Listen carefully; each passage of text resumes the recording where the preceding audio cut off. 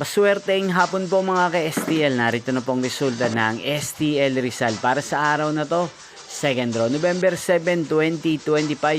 Araw ng Biyernes. Naway ang mga natayaan niyo pong mga numero kanina ay manalo nawa ngayong hapong ito. 4 PM. Kaya kunin niyo na pong inyong mga ticket. Narito na pong resulta.